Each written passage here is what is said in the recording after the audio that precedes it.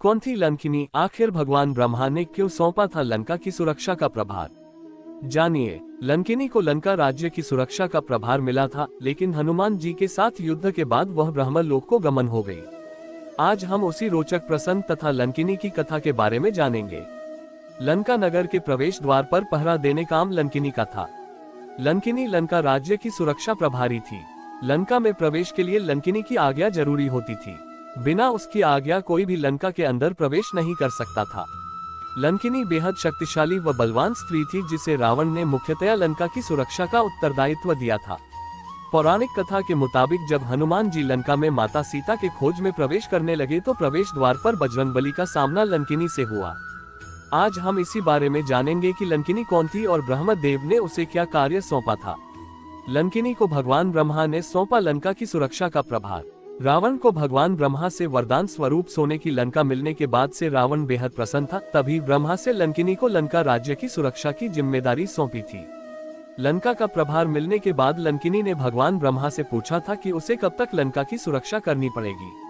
इस पर ब्रह्मदेव ने कहा था, एक दिन आएगा जब वानर रूपी भगवान आएंगे और तुमको युद्ध में परास्त करेंगे, तो समझ जाना कि तुम्हारा कार्य पूर्ण हुआ और तुम मुक्त हो जाओगी। जब माता सीता की खोज में हनुमान लंका पहुंचे, समुद्र लांघ कर माता सीता की खोज में लंका आए हनुमान जी जब लंकिनी को चकमा देकर लंका में प्रवेश करने की कोशिश करने लगे तो लंकिनी ने उन्हें देख लिया और रोक लिया। मसक समान रूप कपि धरी, लंकही चलेव सुमिरी नरहरि, नाम लंकिनी एक निसिचरी, सो कह चलेसी मोहि निंदरी। इसके बाद लंकिनी से हनुमान से लंका में प्रवेश का कारण पूछा, तो हनुमान जी ने भी सच न बोलकर कहा कि लंका देखने और विचरण करने आए हैं। लेकिन लंकिनी समझदार थी, उसने तुरंत हनुमान जी के मंशा को भांप लिया और उन पर आक्रमण करने दौड़ी।